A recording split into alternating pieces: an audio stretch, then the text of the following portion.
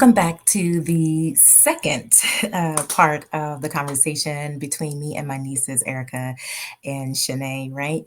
I really hope that you enjoyed part one. In part two, we really get more into the depths of their coming of age stories and conversations about what it's like for them, especially as young women in this day and age.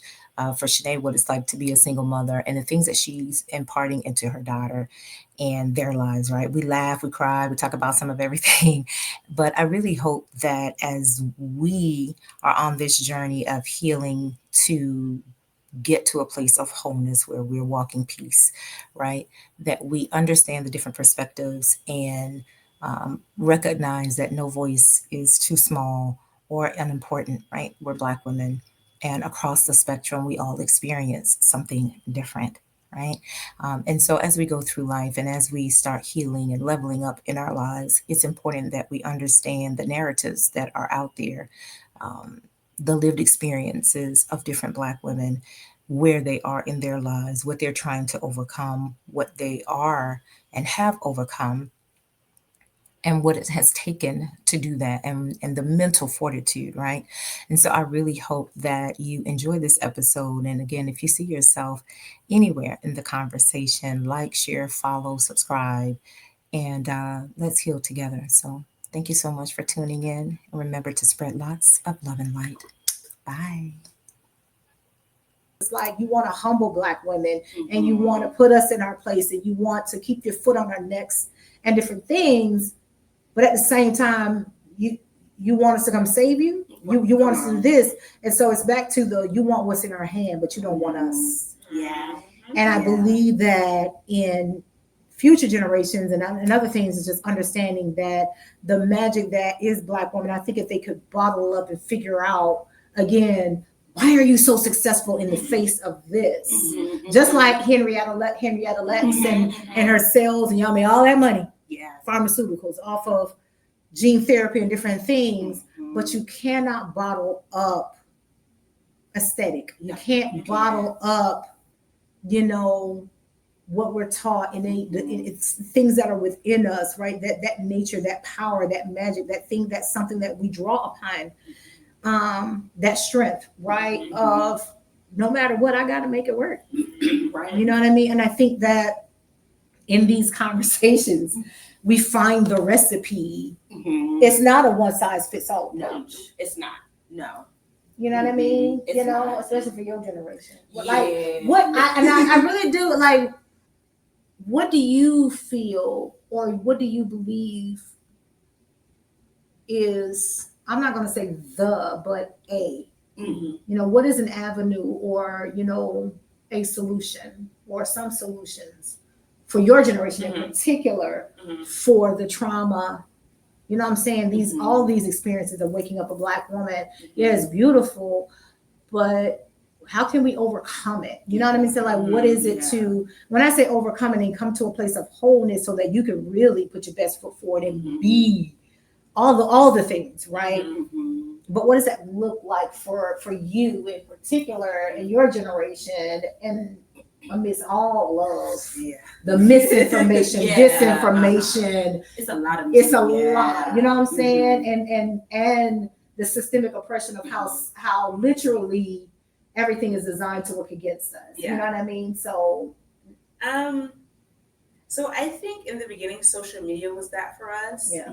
But then now it just a whole lot. So it is kind of hard to, I guess, find that because our generation is social media. Like our generation is technology. Like it's just technology based everything. And then the generation after me is really technology. Like they don't know no different. Don't even know a rotary phone. Baby. I don't know the house phone. Like just a regular house phone. A landline. Landline. Right. So it's a line on the land. Like, for real. So I think it is hard. I think for our generation, conversation would be a good thing. I think seeing a visual of an example of what it is, what like a blueprint, I would say. Yeah. Because for us, I mean, we have a blueprint of social media of influencers now. So the influencers, we're like, oh, we're supposed to be like this. Like, as a Black woman, we're supposed to, you know, have a following, have all of this. And I don't know, it's kind of hard. It really is hard to pinpoint what our generation needs. Yeah. Yeah. I think overall, for all generations, I think we all need to listen to understand and not listen to reply. And I think that's where a lot of miscommunication happens, where a lot of projection happens, a lot of frustrations, irritations, or just get somebody else to do it, you know, with people, because they don't want to listen to understand. They want to listen to reply for many reasons. It could be, if you're talking about racism, well, you already know why that part. we already know that. When it comes to political, you already know where that comes from. But with general, like conversations like these, people already have their own conversation. They have their own narratives, right? So if I know that, and stereotypes too, in that place, because in the conversation, it's like, well, I know you do this. I know your people do this, or I know your kind does this, or, you know, that type of language. So you have to get rid of that type of language. Okay, that's something that no longer needs to be in conversations, because that's not us anymore. And also listen to understand, even if you don't fully understand, even if you can't connect, you know, because a lot of things that we as Black women and Black men can't relate to other people. But do we understand? We do. Yeah. Do we want to understand? We do. Yeah. Do we try to understand? We do. You know, and so I feel like everyone needs to have that type of attitude. And I wouldn't say that's a cure, but I will say that's a start. Yeah. I believe that would kind of get everybody on that train and kind of moving a little bit, like, okay, I may not can relate personally, but at least I can understand where you're coming from. Yeah. I can understand why you're upset. I can understand why you have a resting face. I can understand why you feel like you got to prove yourself every day. I understand why you don't even know who you are. Because to be honest, some of us don't know who we are really, because we're so used to being this person. We're so used to being that type of person. We're pulling from different personalities and lifestyles and all of these things because we want to fit into what everybody likes. You know what I'm saying? Being the same person. And so, yeah, like I don't know. I don't like piggyback on what Erica said. We don't really know per se, but to start, it would be listen to understand. Try to connect, or, you know, just have a heart. You know what I mean? Because if we can have a heart, for an example, if we can have a heart for addicts, okay? You may have never been an addict ever a day in your life, but you can sit and support and sponsor people and, you know, be involved in their life, then it's just as easy to do it when it comes to other things. Yeah. You know, so yeah. Yeah. I think that the social worker. Yes. Absolutely. Put that social worker. Absolutely. But I think that all of that. I think that in a space where systems are designed to work against you, obviously. And what I was saying about humbling Black women and the desire and innate need to humble and put Black women in our spaces.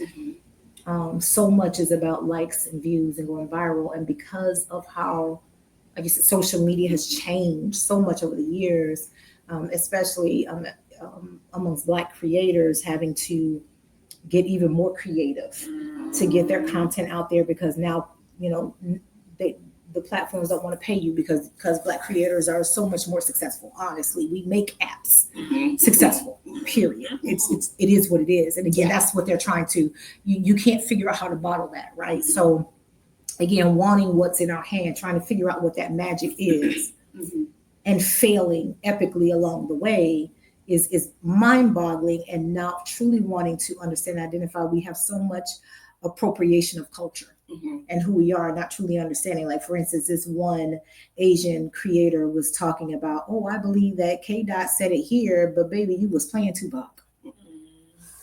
Girl, you was playing Tupac, talking about that's K. Dot. Interesting. Interesting. If you're gonna appropriate culture, know what you're talking about. Like you do it right. And I think that's the disrespect Yes. that overall Black culture experiences. Now drilling it down to Black women, because again, we are, like you said, at the bottom. Your generation is at the bottom, but Black women are also, that's where we are, at the Yeah. bottom of the totem pole. So you want the genius that comes from Black women. Again, you want what's in our hand. You want what we have to offer, but you don't want us. And we're at a space where we're saying it's a package deal. Yeah. Like no more than, and that's the wholeness that we're reaching towards, right? Like this is a package deal. It's all or nothing. You don't get to just have my genius and my thoughts and my ideas and all of this stuff that got you here and then discard me. No, and now you don't want to listen to us. But then when you mess around and find out like where we are now, we're at 92%. Moisturized, drinking our water, minding our business. There you go. Wearing sundresses and outside. Lounging at the pool, popping fans. Sipping on whatever. You know what I mean? Like, because when we try to express and let you know, it was just like, okay, it's not that bad. Or why you always make everything about race? Because it is. Yeah. This is our lived experience, right? And I feel that as Black women, not only is there a desire to, humble us and keep us in our place, people also want to police us, who we are, how we navigate, how we move across spaces and different things. And it's like, why do you feel that's necessary? Because that's part of the oppression that keeps the economic system going. And navigating those spaces, especially when you are working among whiteness and in white structured, white-based, white-owned organizations. And I don't care if it's a nonprofit, for-profit, whatever, government, we have to navigate those spaces uniquely to avoid consequences, penalties, disruptions in our lives and different stuff. We don't have the luxury. We don't get the same luxuries that others, often get, right? And so I think that it's hard. Like you said, like I love waking up Black. Don't get me wrong. Some days, but I don't get to wake up and choose that today I'm not going to be a Black woman today. Right. Today I'm about to be Polynesian.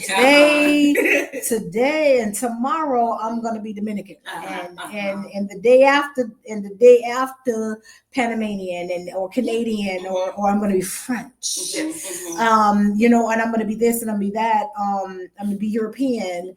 And then I'll go back to being a Black woman in a couple of days. You don't get to, take that, to remove that from yourself, right? And so I think that other cultures get to do that. Think about it, right? When you're 8.5 by 11, you're a blank canvas. So you can tan yourself. You can put makeup on. There's all kinds of artistry and things. Do you know how much bleaching you got to do? And it still doesn't look natural. Right. We don't get to, what I'm saying? Like, I don't need to take melanin pills and all this. I don't, what I'm saying? To try to enhance. I can lay in the sun. I can sunscreen. I'm still not going to get this chocolate. I try. You know what I'm saying? I'm saying it's about dark consistency. You know what I'm saying? I'm trying. I'm be trying. You know what I'm saying? Be two different shades. Lay out in the pool and be two different shades. You know what I'm saying? I'm trying. You know what I'm saying? Listen, okay, be burnt. And when it peel off, I'm be right back to this color. You know what I'm saying? I'm be this caramel color. I don't know caramel. Yes.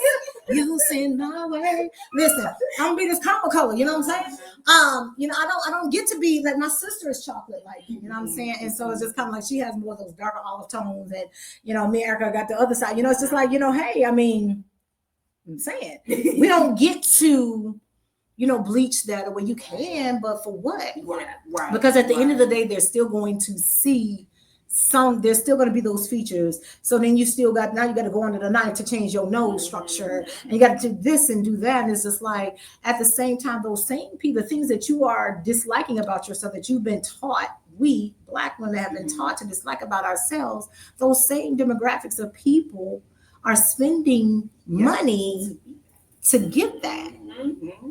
To get the enhancements that you grow from your body naturally. Right. You know what I'm saying? To get the badonka. You know what I'm saying? To you know what I'm saying?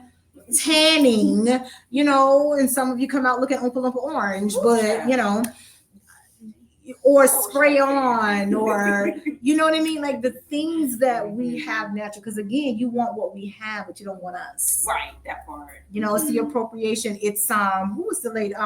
Who I can see is Sarah Bartman. Is Bartman is her last name? Sarah Bartman? The Black lady, the Black enslaved woman that the bar Sarah. Yes. Is the last? I think her name is Bartman or whatever. But you see this picture of her in Europe, and how they, and then guess what they started doing? They started designing dresses that mimicked her shape or whatever. And so that's how you ended up with the corsets and the different types of dresses to mimic that body style and type. And so I think that in wholeness and understanding that, it's traumatic waking up to be a Black woman every day, because it's confusing. On the one hand, you want my aesthetic, you want all of this, but you don't want me. How? Like 2 and 2 aren't 4. The math, that math doesn't. It's not adding. No. That math doesn't math, right? So it's you stack the odds and you want to figure it out. It's almost like we wake up every day a case study for the masses. Like every day we wake up a case study for the masses, and it's just like, why can't you just appreciate the fact that we're people? When you pull that, let me tell you something. When you peel this skin off, I got the same tissue, sinews, and blood veins and muscles and tissue, all that stuff, organs and all that stuff. Organs don't know. Your organ matches your organ match. And so there's no, okay, this organ is only for white people and that organ is for, it's a match, right? Right. Blood is still running. That blood it's the same. And so when we peel back those layers, and you peel back this earth suit of skin, what's underneath is the same. We all bleed the same. Yep. And recognizing that, first of all, white is a construct. White never exists. It's not a race. It's a construct. And understanding that, but I think that that's what bothers them the most, and that's at the heart of it. And now it becomes an issue, because now you're attacking everyone else that actually has a traceable culture. And when you look at that, there isn't a traceable culture, and there's no 100% white Aryan race. There's no such thing. Everybody, like you have, I don't care if it's 0.1%, 1%. There's no 100% of that. There's no such thing. You're going to have some Irish in you. You're going to have some, you know what I'm saying, that some type of culture is going to trace back to a culture, right?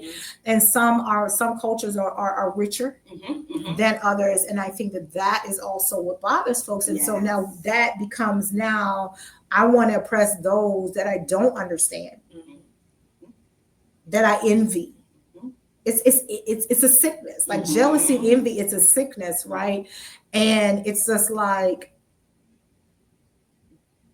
you carrying this hatred, you know what I'm saying? And now you're passing that on. So now we're supposed to hate the same way. I can be angry and still not hate you. Right, absolutely. You know what I'm saying? I can love a person and not, because it says love your neighbor as yourself. That don't mean I gotta like you. Right. And like I said, I'm turned the other cheek, but I ain't Jesus turned. I'm not Jesus level turned the other cheek. So I'm not. Listen, I'm gonna tell you right now. Listen, you catch me on the wrong day at the wrong time if I'm having a crash out. You finna meet Peter. Listen. And I'm gonna tell you, I'm putting that on God, the apostles, Mary's lamb, Joseph, the animals in the stable, the innkeeper. If there was a little double boy there, it's all of that. Or everybody. Or everybody. That's how it is. You're gonna get this crash out. Yeah. Because she'll let me alone. All of that, ooh, you need to smile. You need to go bust hell wide open. You might hear me say that. You know what I'm saying? Like you might hear me say that. Because I'm at a point in my life Yeah. that you need to mind your business. Because my face is not your business. Yeah. You don't know what I'm thinking of, because sometimes when I'm deep in thought, That part, yeah. you know what I'm saying? I'm deep in thought. I might be working through something. You know what I'm saying? And that's not, sometimes people try to get your attention in the most inappropriate way. You think it's funny and cute. And now you're upset because you got the response that you got half the day that you deserve because you didn't mind your business or approached in a different way, right? Because I might tell you, go fly a kite in a lightning storm, leave me alone. Go kick rocks with no socks. I don't know what to tell you. I don't know what to tell you. I don't know. I put some gasoline drawers on and get in this basket and gonna burn up. I don't know what to tell you. But this is not the moment, because again, if I'm deep in thought and Miss Lady and I got earbuds on or my headphones on, I'm deep in thought. I'm not thinking about you. I'm thinking about what I'm thinking about. You know, I might be working through something. And rather than saying, excuse me, you okay, and being appropriate, you gonna tell me what I need to do? You need to mind your business. You know what I mean? Like, I think that as a Black woman, this is what I'm talking about, is the trauma of waking up every day and dealing with other people, is how people want to police us and tell us what we need to do and how we need to look, and that's or, you know, hey, you need to put some makeup on, you need to go to hell. Absolutely. Because baby, a good makeup routine, that's skin, that's that's skincare, that's extra. So you want me to have good skin, but then you want me to wear makeup every day?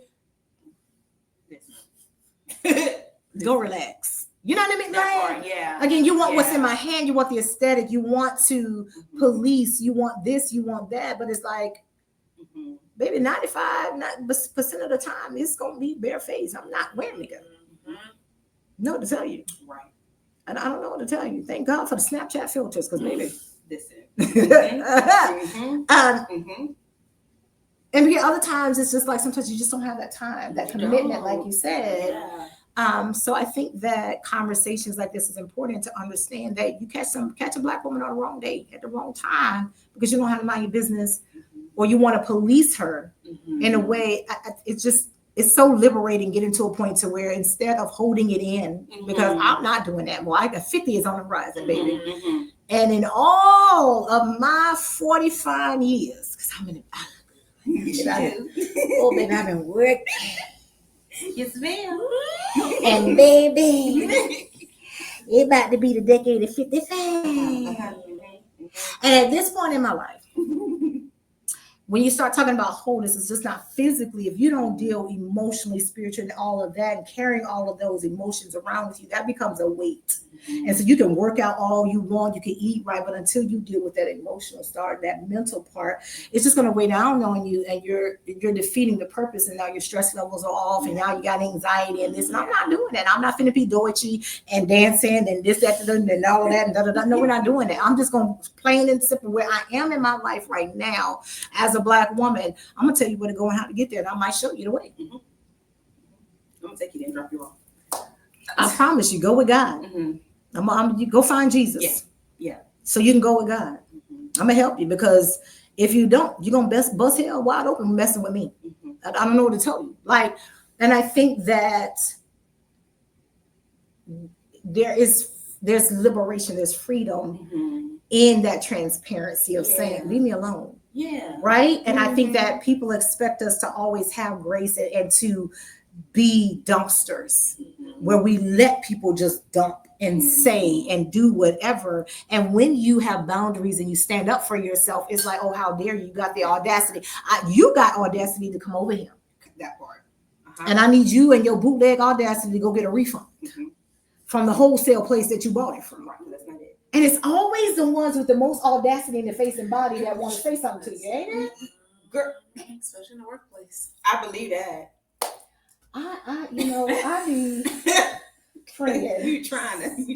Friend. You've been trying to listen. You've been trying. It's the Friend. audacity. Yeah. Yeah. Yeah. I mean, it'd be so bold and confident. It's confidence for me. Absolutely. Because I'm like, well, can I be that confident? Because if you're confident, you look like that. Confidence in the mediocrity. And it's like, but we don't have the luxury of walking in mediocre. No, we don't. That we genuinely don't have that luxury, because if we're mediocre, our job is on the line. If we did half the stuff that other counterparts did, we get written up every day, all day, twice on Sunday and Tuesday, on your day off, and on your day off. Yes. And they about you come back and it's a box. Yeah. All your stuff in the box. Right. And it's like,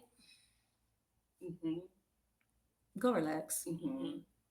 You know? And so, yeah. Yeah. This was good, y'all. Yeah. Free. Where have you been? And we listen and we don't judge. But maybe just a little bit. It's a sad bit. I ain't gonna lie, I'm gonna do it because some of that stuff. Yeah, I must. You want to know why? Because you came over here. Yeah. Mm-hmm. No, but it's this is just our, Stairs Chronicles. Stairs Chronicles with the nieces, Dr. Rachel and the nieces. So yeah. Yeah. So, but I think that these conversations definitely are necessary, because you got to understand, like, yeah, it's great being a Black woman, but it's also traumatic. Like it's a weight. There's stuff that goes into, and this is not about, we're not bashing one or the other and Black men got struggles to do. We are not in competition. And I think that that's also part of the struggle of, again, the economic system. Everything's a competition. Everything is a competition, especially when it comes to the Black family structure. The economic system is designed to keep us apart and competing against each other. So we got to compete against Black men, but also competing Black women against other Black women for the same crumbs of a job or whatever that they have available. And so it's already not a lot. And so I think that just in having these conversations and creating community for ourselves and paving a way, because no one is coming to save us. We have to do the work and put it out there and say, okay, this is what I'm doing and supporting. And so I told you that a couple weeks ago, I was just like, this is a family affair. We finna do it. We coming up, we're doing that. I'm doing this, and this. We're gonna weave in Erica's business, and we're gonna do it all together and come up together, because no one's coming to save us. It's on us. Yeah. And we want to see it come to life. We have to do it. And it starts with these conversations of, let's go on this journey of wholeness together. I don't want to just be healed. Where I'm constantly maintaining something. I want true wholeness, to where I don't even gotta think about it because it's gone. It's not a thing anymore. Like, I want to be whole. I want to be dealing with no anxiety. You want to know I'm not anxious about nothing today. And it's not just because I just prayed about it. No, it's truly gone, because I got boundaries. I literally put things in place for myself to say, I'm not dealing with that. I don't care. And being truly unbothered by it, and not allowing everything around me to make me feel guilty or wrong about it. It's not wrong, and I'm not guilty, and figure yourself out. Like, I'm not owning, and I think that this is the space that Black women need to be in. Stop not owning other people's stuff. I'm not owning America's stuff, because when we tried to save you, you didn't want that. You know what I'm saying? Don't save us. You don't want to be saved. That's what they said. And so, because Black women have decided, 92% of us that is, have decided that we're not wet nurse in America. We stand moisturized and hydrated. Drink your water. That's what we're doing. And I think that this is how we reach wholeness. This is how we reach a space of zen and joy and happiness in loving ourselves and working through. I think it was important, like you were saying, about the love language is working through, and with Zion, working through for yourself, affirmations, pouring into yourself, learning how to have fun, being the fun aunt, you know what I'm saying, and being intentional. Intentional. I think. Who says that? Being intentional, moving in with purpose, in purpose and in intention. What that man? Anyway, y'all know what I'm talking about. A brain is not coming out. Anyway, you move with purpose, with intention, moving and being intentional about yourself and in purpose. I think that in figuring out your purpose, discovering your purpose comes in being whole as a person and connecting and not having all these different weights, but just saying, hey, and then whatever conversations you have. And so I encourage you, Black women, get with your girlfriends and have conversations with yourselves about, first of all, why you love being a Black woman. Do you even love being a Black woman? Because I'm not assuming that you do, but also in just having conversations about being transparent about what the traumas, those negative life experiences along the way that trigger you here, there, here, there, here, there. Because until you start talking about those things, you can't heal, let alone be whole from it. I want to piggyback on what you just said about even if you, why do you love, why do you, and if you don't, I would say I want to encourage other fellow Black women, because there was a point in my time that I didn't necessarily like being Black, especially the dark skinned Black. This dark skin. I believe it, for a while, a lot of people call me Black.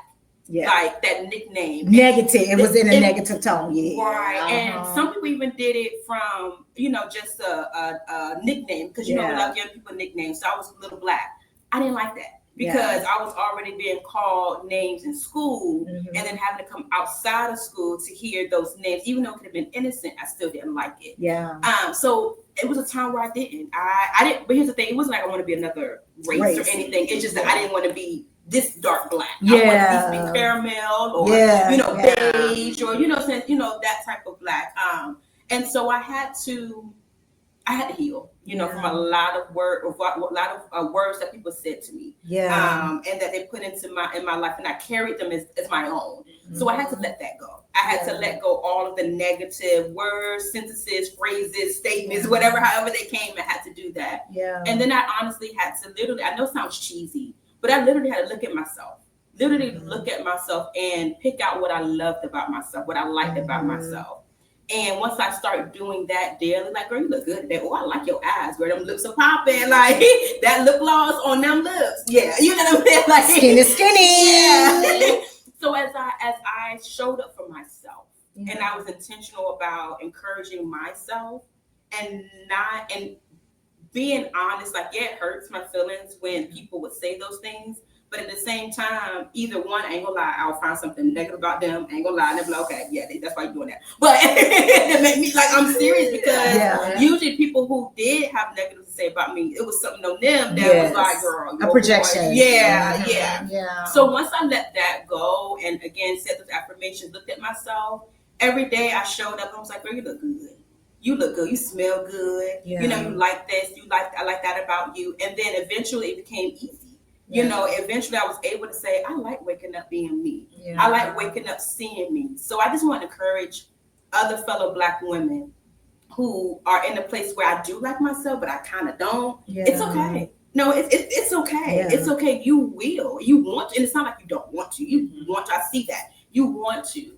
But you have to show up for yourself. Let those negative things go. That's on them. That has nothing to do with you at all. I promise you. Even though it sounds like it does, even though you want their attention, you want their approval. You know what I'm saying? You want to be comfortable in that friend group, or you want to be comfortable in that work environment, or in that new family where maybe you are about to get married and you're going into a family that's lighter than you. You know what I'm saying? You're still beautiful. You're still gorgeous. There's nothing wrong with you at all. And I'm saying it from a fellow dark-skinned woman, that nothing is wrong with you. I love that. So I just want to encourage y'all on that, because it's the truth for some people. And I want to say to those of you who are on the plus side, because baby, I grew up big good all my life, big good, always on the plus side of the scale. This is probably the smallest I've been in my whole life, and working through body dysmorphia, because it is real. When you start losing weight and looking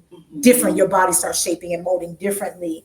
There's still nothing wrong with you for people, because I grew up with people making comments. First of all, I always worn glasses, so I've been everything from faux-eyed, big girl, fat, like literally real hurtful words. And then, you grow up, you hear sticks and stones may break my bones, but words have never hurt. That's a lie.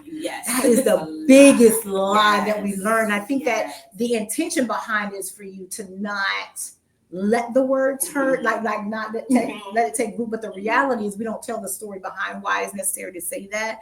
But the truth of the matter is words do hurt, because words, like the whole creation, everything was formed with words. And so words create can create your reality. And so when you grow up with people making disparaging comments about how you look, from wearing glasses and being a big girl and being this and being that and all of different things, right? I got teased in the 3rd grade. I was at a full C in the 3rd grade, a full C. I didn't get the training bra and all that stuff. And I got teased about, back in the day, all you had was Playtex. You didn't have no cute little bras. You had them Playtex plastic. You got cool, you know what I'm saying? So I got teased and like really hard words. And kids are cruel. Like, can we stop saying it? Kids are cruel. Yes, they are. You know what I'm saying? Across all ages, elementary school is especially cruel, and that shapes who you become going into middle school, whether or not you have that confidence or you are insecure. And so you grow up and then you start kind of slimming down like I did, but then I bloom back up. And so now I'm like, I'm down to this little, what is considered small, whatever.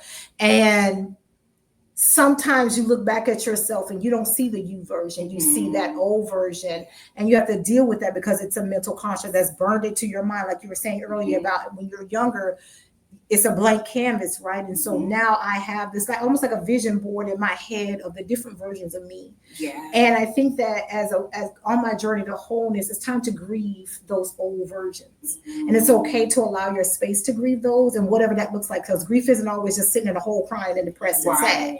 Sometimes it's just saying, okay, I'm having a good bye, let me burn this up party. Sometimes it's celebrating this newer version and saying, okay, I've got to make room for the new. So it's time to let go of this version of me that I thought was going to be accomplished, that I thought was going to achieve this and whatever it looks like, and allow my self space for that.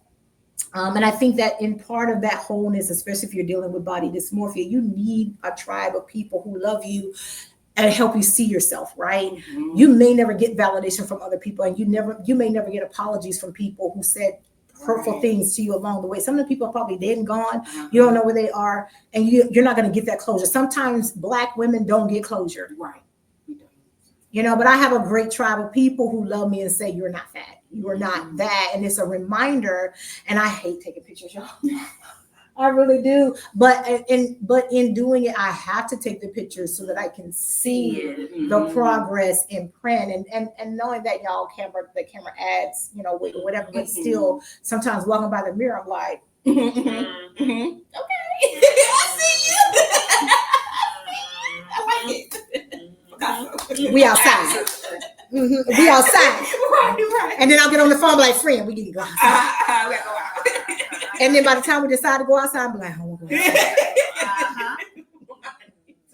I changed my mind. But I wanted to piggyback on that because where you got it for your skin color, I got it for wearing glasses and being a big girl and being smart. Because the other derogatory thing was, oh, you're such a nerd. You're just a goody two shoes. You're just a nerd. You're too smart. You're too this. And it's just like, that's not a bad thing. What's that a bad thing? Is there anything good about me? Yeah. And you know what I mean? Right, and you grow up in that space of wondering, is there any good in me? Is there anything good about me? And this is why I love my grandmother so much, because it didn't matter. She didn't let nobody say, I never heard her say anything negative about her grandchildren or her children. It didn't matter. I don't care what you say. We could be wrong. And she gonna tell you, okay, now what you did was wrong. And here's why what you did was wrong. But when it came to who we were, and you're beautiful, you're wonderful, she loved us as we were through the growth and the change, because she knew you're not gonna stay this way forever. Right. And the unconditional love that she shared in it's who you are. Never a bad word, never anything that would even criticize. You know what I mean? And I think that children especially need that, like you said, the balance. Mhm. Because when you go outside, you cannot protect her from Right. people forever. People gonna Okay. say, do whatever, and you gotta have that. And I think that Black women are expected to have this thick skin. And in a way, I had it, but I didn't have it. Mhm. And I want to encourage you as a Black woman to say, you don't have to have that thick skin. Be yourself. You Yes. got to be emotional. I don't care. Oh, you emotional? Okay. Right. You want? So I think that it's important to, love, value, and appreciate yourself early. Figure out what that looks like for yourself. Yeah. And not feel like you need that validation from outside people. I'm not saying that you don't need a support system of people to encourage you and love you, because I remember you were going through with school Mm-hmm. and just it was frustrating. Mm-hmm. Like Yeah, well, yeah. tutors and Yeah. this and Uh-huh. that. Yes. And just hearing people just say, well, she just can't learn it. And that's not true. Yeah. That's not true. You know what I mean? It's not Mhm. true. Mhm. And when people mislabel you Yeah. because they don't want to put in the effort Mhm. or whatever, it's like, yeah, but that's not, again, projection. It's a reflection more about them than you. But does that mean the damage or that seed planted is not there? No. But you still overcame that. You know what I mean? You overcame that, and like, and so I think that in being a Black woman and waking up every day, just love, value, appreciate yourself, and advocate for yourself. Yes. Yeah. Don't be quiet. It's okay, because you're gonna be darned if you do, darned if you don't. So open your mouth. Yeah. That part. And advocate for yourself. Yeah. 'Cause Yes. Don't be quiet. That's what they want us to do. People want us to be quiet. yeah, Speak up. yeah. It's okay. Especially in the medical. Especially in the Especially in America, we're gonna get into that another time. Because baby, sure, yeah. Oh, yeah. That's we gonna definitely talk about that. Because, Yeah. That's that's a very big, traumatic experience for us. And so, live from the Stairs Chronicles, we're gonna catch y'all next time on the Classified Lady with Dr. H. And so, yeah, we thank y'all so much for tuning in, and we'll see y'all next time. Bye.